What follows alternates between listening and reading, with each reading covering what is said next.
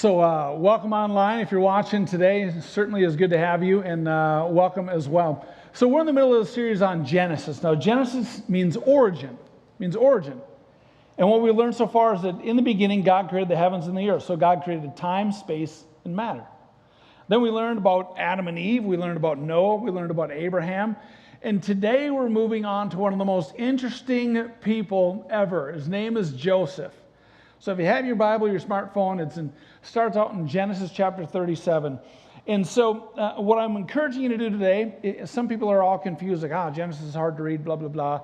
Start in Genesis 37, just like pick it, because it's such a good story. It reads like a novel. It's really easy to read and easy to understand. But today I'm going to just highlight some of the things that were happening in Joseph's life. Now, Joseph's life has so many different components to it, I'm going to compress it into like 20-some minutes. So, just so you know, there's a lot to it, so I'm certainly going to skip over some things, but it's important. Here's why. You ever have God move you to use you? Or have seen God move you to mold you? Or move you from one place to another because He needed you to be in another place? Or maybe something didn't work out, and then later on, because it didn't work out, it turned out to be a blessing.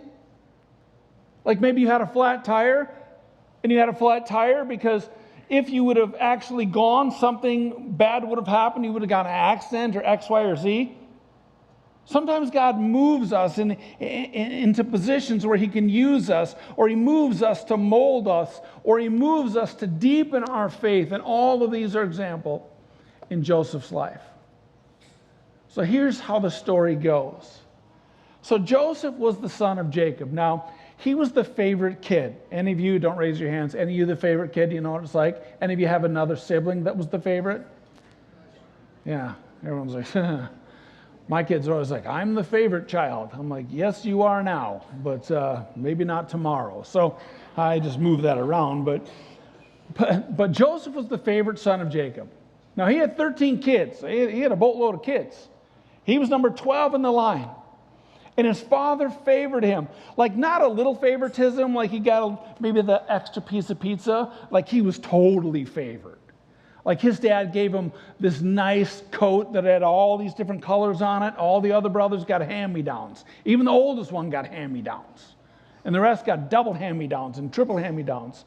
Like he got the big pizza. They got a teeny slice. His dad totally favored him. So you can imagine what this did in his brothers' minds. They started to hate their own brother. Not a little hate, like a big hate, like really, really, really hated him. Hated him to the point that they wanted to actually kill him.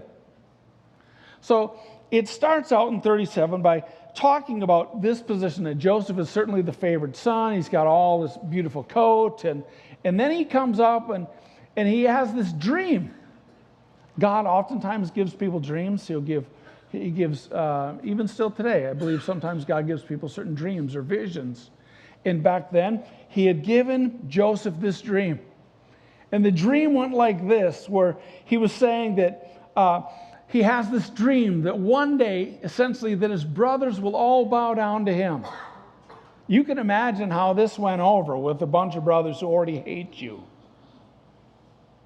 Verse 5 through 8, Genesis chapter 37. It said, Joseph had a dream, and when he told it to his brothers, they hated him all the more. He said to them, listen to this dream I had. You can imagine him like, oh, do tell. We were binding sheaves of grain out in the field when suddenly my sheaf rose and stood upright. Well, your sheaves gathered around mine and bowed down to it. So that's when they take all the grain, they put it in the bundles, and they wrap them together so they stand up tall. So his was standing upright, and all the other ones were like, file over flat. His brother said to him, do you intend to reign over us? Will you actually rule us? And they hated him all the more because of his dream and what he had said. In verses 9 through 11, he has another dream. Same thing. His brothers are going to bow down to him.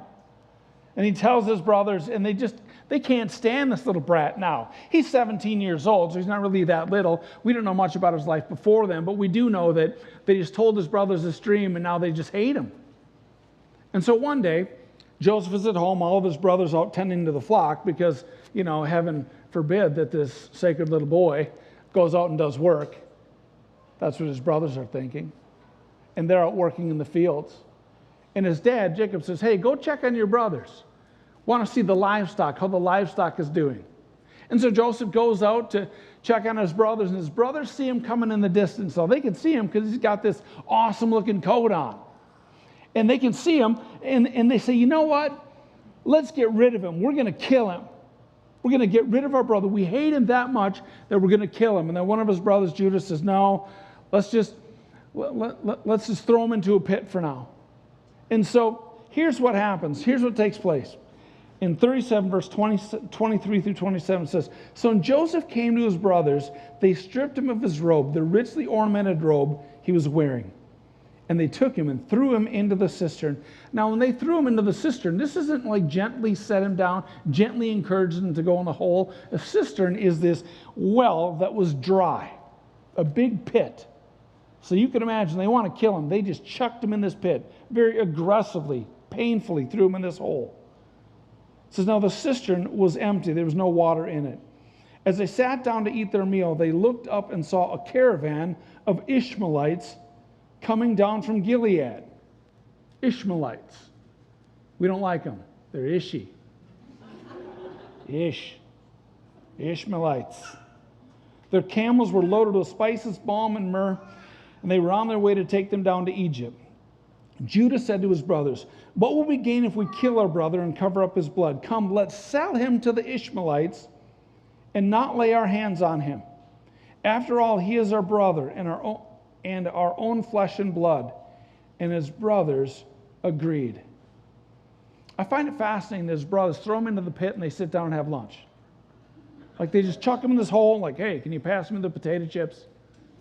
Like they hated them that much. You really have to hate someone to actually sit down and celebrate by eating after you've done what you've done. Like they just despised him.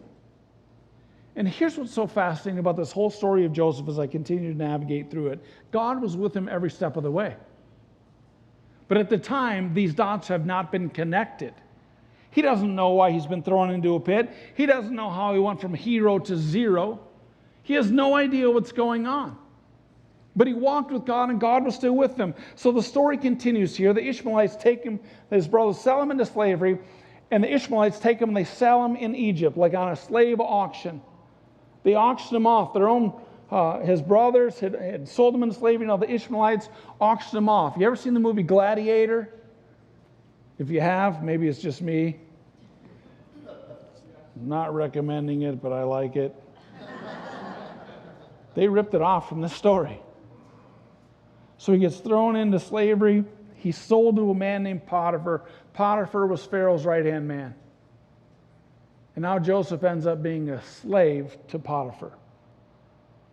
And in this, he served Potiphar and he served in his house. And I just have to think in my head, one day you're the favorite son. Next day you're thrown into a cistern. You're caravaned down in a cage and sold into slavery. How much has changed in so little time? And he was there and he was a slave and he served Potiphar faithfully. He served him. He served him. What's notably absent in the Bible is this complaining. You don't see Joseph complaining. And if I were Joseph and that happened to me, you would see an abundance of complaining. I would be whining. I'd be mad. I'd say, what's going on? Why is this happening? I would be griping.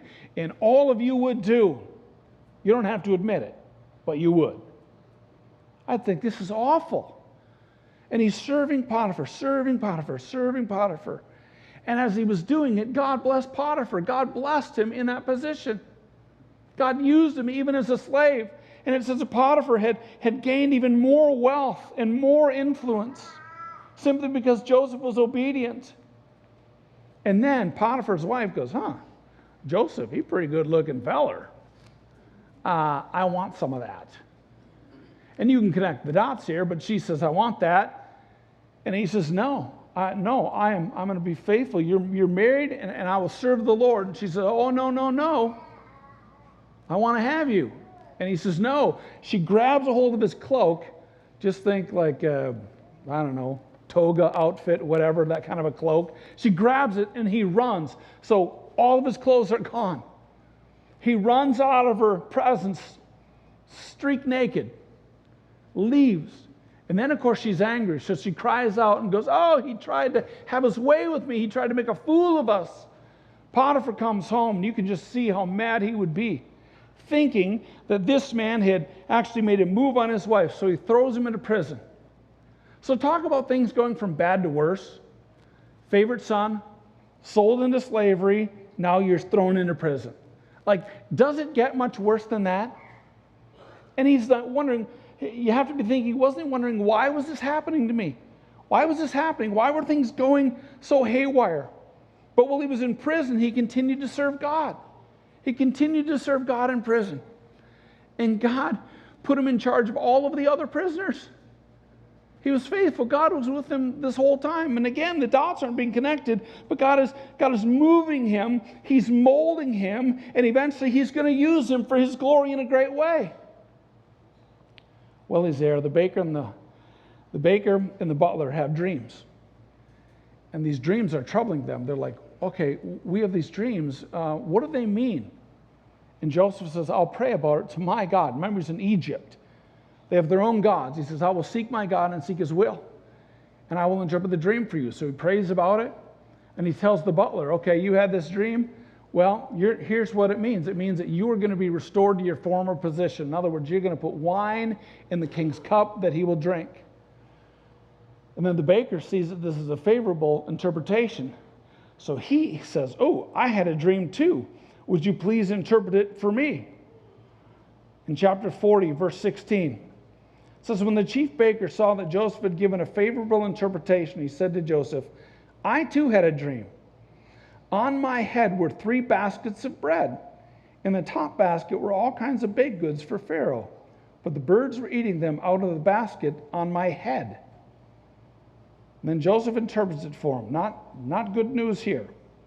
The 3 baskets are 3 days. Within 3 days, Pharaoh will lift off your head and impale your body on a pole, and the birds will eat away your flesh. I'd be like, I didn't really have that dream. And that's exactly what happened. In 3 days, the butler was restored to his position. In 3 days, the baker was beheaded. And Joseph was left to rot in that prison for another 2 years. Have you ever wondered maybe why certain things have happened to you? Or you've been in a situation and it wasn't until later that you realized it was a good thing? But maybe now you're in the middle of a trial, you're in the middle of a fire, you're in the middle of something, and you really can't see why. This was Joseph. He knew that God had given him this dream on the beginning. We always say, if you're not dead, God's not done. He had this dream in the beginning that his sheaf was upright and his brothers would be bowing down to him. He didn't know why. He couldn't figure it out, but he was faithful to God. I think many people, when God doesn't immediately answer our prayers or we come into some sort of tension, we quit, we lose faith, we try our plan B. Joseph didn't go with his plan B. He didn't make anything up. He just remained faithful to God. So here he is in prison for 2 more years. Then suddenly Pharaoh has a dream. And he's like, can you interpret it for me? And the Egyptians were very superstitious. And they said, we don't have a dream for you, Pharaoh. And then the butler goes, oh, that reminds me, 2 years ago when I was in prison, this guy Joseph interpreted my dreams. Maybe you should call him. Pharaoh says, well, let's get him up here. So he goes right from the prison into the palace. That journey still baffles me. Goes from the prison to the palace. And Pharaoh says, this is my dream. And Joseph says, I will seek the will of God. I will pray and wait for God to reveal it to me. And so suddenly, Joseph gets this, not suddenly, but he gets this vision from God on how to interpret the dream. And he goes before Pharaoh and says, this is what it means, Pharaoh. It means that for 7 years, we're going to have an abundant bumper crop. A lot of crop, meaning food. And then after that, it's going to be followed by 7 years of famine. So you're going to have 7 years of plenty, and then 7 years, no rain. It's just going to be famine. And Pharaoh looks at Joseph and says, well, you're clearly wise. Why don't you help lead us through this season? So he goes from prisoner to Pharaoh's right-hand man. Just like that. So they clean him up. Now he looks like an Egyptian, walks like an Egyptian, talks like an Egyptian. I wish I could do the dance, but no. You can't unsee that. So now he looks like an Egyptian, and now certainly the land is having bumper crops, and Joseph builds these granaries to store. He taxes the people this food, so they're putting all this food in the granary, putting it in, putting it in, putting it in, putting it in, and then the years of famine hit. So it doesn't rain, and the people start to starve, so Pharaoh orders that they start distributing the food to the people or selling it back to them, so they sell it back to them so the people are able to eat. Well, now Joseph's brothers, they're in a different land, but it's still in the same region affected by the famine, and they hear that the Egyptians have food. So Jacob says, I want you to go and buy us some food from the Egyptians. So you just now see all of Joseph's brothers. They think Joseph is long gone. They think he's a servant. They think he's a nobody. He's out of their life. He's been out of their life for years. And now they go to Egypt. And sure enough, the very person that they meet there is Joseph, but they don't recognize him because he looks like an Egyptian. He talks like an Egyptian. He walks like an Egyptian. And they're Hebrew. And he knows it's his brothers. And he goes through this series of drama where he sends them home and come back and sends them home and comes back. And you just imagine all of this that's happening in his life. These are the people on the one end. They sold him into slavery. They hated him. Now he's a slave. Then he goes into prison. And from prison, he sits in prison for years. And then from prison, he goes to the palace. So you see this chain of events that was happening. And God was with him the whole time. But he didn't really understand it until now things started to come together. He sees his brothers. In Genesis chapter 45, verses 1 through 3, it says, this is after all this drama, sending him back and forth and back and forth. It says, then Joseph could no longer control himself before all of his attendants, and he cried out, have everyone leave my presence. So there was no one with Joseph, and he made himself known to his brothers. And he wept so loudly, in other words, he wailed his tears. He wept so loudly the Egyptians heard him. And Pharaoh's household heard about it. Joseph said to his brothers, I am Joseph. Is my father still living? But his brothers were not able to answer him because they were terrified at his presence. Now, if you threw someone into slavery and now they're lording over you, you would be terrified too. It was a pants-changing moment, if you know what I'm saying. These were the guys that tore the family apart. They lied to their father. They sold him into slavery. They made his life miserable. But then Joseph said to his brothers, come close to me. When they had done so, he said, I am your brother Joseph, the one you sold into Egypt. And now do not be distressed and do not be angry with yourselves for selling me here, because it was to save the lives that God sent me ahead of you.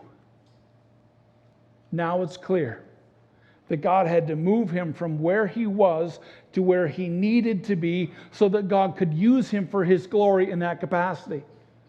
But along the way, he didn't know what was happening, but we do know this, that he was faithful to God. When he was in prison, when he was in the palace, when he was in transition, he was always faithful. That's a staunch reminder for us, for you, to be faithful to God. Even when you're in the middle of a crisis, you don't understand the outcome. You don't know why God is doing this. You don't know why this is happening. Stay faithful and worship. Verses 6 through 8, chapter 45, for 2 years now there's been famine in the land. And for the next 5 years there will be no plowing and reaping. But God sent me ahead of you to preserve for you a remnant on earth, and to save your lives by a great deliverance. So then, it was not you who sent me here, but God. He made me father to Pharaoh, lord of his entire household and ruler of all Egypt. Maybe you are where you are now because God is molding you and making you into something better. Maybe you are where you are because God has moved you to use you for His glory. Maybe some of what you went through it so that you can share your story and inspire others, like this Josie's story. All that she went through, God broke those chains, and now she's able to live for God's glory. Maybe you are where you are because God is doing something in your life to grow your faith, to strengthen your faith, to deepen it, to move you to where you need to be so that God can use you. I'll give you some examples. In my life, a number of years ago with our kids, we had a crisis, a health crisis with one of them. And I always thought, God, I have no idea why this is happening, and I didn't even question the why, because I know that bad things happen to good people, and the rain falls on the righteous and the unrighteous. But why we were dealing with this, I don't know. But I said, God, I just pray that you'll use us for your glory. And I'll tell you this, that ever since that moment in my life, God has given me compassion for those who hurt. God was molding me and moving me in that situation, through that situation. And I don't think I would be the pastor I am today if I hadn't gone through what I went through back then. In fact, I know I wouldn't. Because back then I didn't have much compassion or empathy. Those gifts had flat out eluded me. But now I have passion. I can cry with people when I see them in the hospital. I can hurt with them. Why now my knee is shot and I need a brand new left knee? I don't know. But I know that God isn't going to waste it. I know that God will use it for His glory, and now when I see people hobbling, I have compassion on them because I'm like, ooh, that looks like it hurts. I have more compassion on them because of what I'm going through. Another example, years ago when we had sold a house to a developer, and we were in the middle of, some of you have heard this story before, but we were moving sold our house to a developer, and we had bought a new house, not a new house, but a house to be moved. I spent $50,000 on this house to be moved. And we were going to put it on land and build it. It was going to be nice. We couldn't get the movers to move the house. And the developers fell through. So now I lost this house. And so I ended up having to rent it out. Ended up having to rent the upstairs of a split-level house in St. Bonnie. So my 3 kids, 2 dogs, me and my wife, all my belongings were in a semi-truck, and we lived out of a suitcase for 6 months. And I want to tell you, it was an adjustment for everyone. And we lived with a single guy named Kevin. And Kevin, if you're watching, you were a slob. You were just a pig, and I want you to know that. He was a slob. It was a mess. It was a disaster. And I kept thinking, okay, God, what are you doing here? We could not get the house moved. We couldn't get it moved. And all of a sudden, another house comes up. And I went and I asked the city administrator, what are you going to do with that house? They said, we don't know. We're going to build our new police station there. I said, well, I want the house. They said, well, okay, we're going to put it up for auction. Put it up for silent auction. I bought the house I now live in for $5,000. I just had to move it. No big deal, right? Actually, it was a huge deal. But I moved the house to where it is. That's why I have a nice house now. I bought for $5,000. Just had to move it. But at the time, I couldn't figure out, okay, God, why is this not working? Why are the movers not moving it? Why isn't this happening? See, God was having me wait so that He could give us something better. But we were frustrated, but afterwards you can just see God like, I told you, and I'm thinking, rats. I complained like crazy the whole time. I complained like crazy the whole time. What has God done in your life where He's moved you so that He can use you, or He's moved you so that He can bless you, or He's moved you so that He can strengthen your faith? Sometimes we don't know why things happen, and then afterwards we know why they happen, and it was really for God's glory, maybe to spare you from pain.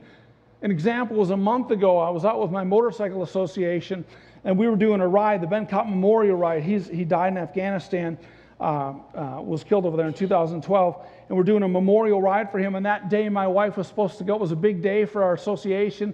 We were expecting hundreds of bikes to come. I wanted my wife to be with me, just a great ride, a good time. She didn't feel good that day, so she stayed home. And I'm like, oh, that's kind of a bummer. We wanted this to happen all year. We wanted it to happen, wanted you to go. That day I ended up being a road guard, and when we were driving through one of the cities, a minivan pulled out and drove right into our pack of road guards. And 3 people were injured. 2 mildly and 1 severely. And that was the guy right in front of me. I'm going 60 miles an hour on my motorcycle. This van pulls out right into our pack. This guy got ejected, and rolled right down the highway like a rolled sausage, and I'm right behind him. I jammed on the brakes, and I missed his head by about 6 inches with my foot peg. Jammed on the brake and ran back, and other people came to his aid, and he got airlifted out. But he's okay now, which is a huge praise. But I look back on that moment, and if my wife wouldn't have stayed home, I wouldn't have been able to stop. And both of us would have been in great trouble. But I couldn't connect those dots at the time. But you look back and you go, thank you, Jesus, that happened. He saved us, and I didn't even know. Like, you just can't even see these things, but something happened, something better. You ever think maybe you got a flat tire for a reason? Because God gave you a flat tire so that you'd avoid some sort of other issue. I'm not saying God always makes us avoid issues. We go through them. We know that we live in a fallen, broken world, and bad things still happen. Accidents do happen. Problems do occur. But sometimes we just look back and we have to reflect on, why is God using this moment to grow me, to strengthen my faith? Is God using it to move me into a position where I can be better used for His glory? Why did God do what He did? You can look back and sometimes you can connect the dots, and I wish it was always as clear as Joseph's life. But right now, some of you are in the middle of a struggle. You're questioning, you're pondering, you're wondering, God, where are you? I want to reassure you through the life of Joseph that God is still with you. God is still with you. That maybe He is strengthening your faith. Maybe He is growing you as a person. Or maybe He's moving you so that He can use you. Maybe you lost your job so that you could step into a better job that God has for you. But if you never lost your job, you'd never be able to step into a better job. See, a lot of us don't want to quit average because we're more worried about the future of the unknown than we are about disliking the average. And sometimes we lose our job in order to get a better job. Or sometimes God has one thing happen so that something else can happen, and we look back and we go, okay, God, you're still in control. So today, be like Joseph. Don't complain. And that's a note for me too. Stop complaining about stuff. Sometimes things just don't work out. And now instead of complaining, I'm like, okay, God, you have something else in store. And don't try to make a plan B. So often you see other biblical characters like Abraham that we just talked about. He came up with his own plan B, but God really had his plan A, and He was continuing to do that. So maybe if that doesn't work out, don't sit there and kick the door down. Maybe wait till God opens up another door or moves you in a different direction. So stay faithful. Trust God. Lean into Him. Say, God, whatever you're doing in my life, I want to be used for your glory. Heavenly Father, help us this day to walk in faith. Help us, God, to move where you want us to move. Lead us where you want to lead us. Guide us where you want to guide us. And God, even if right now we're in the middle of some situation that we don't understand, God, we want to remain faithful to you just like Joseph did. God, we trust that you're going to move in our lives. And we give you all the praise. And we give you all the glory. In Jesus' name, amen.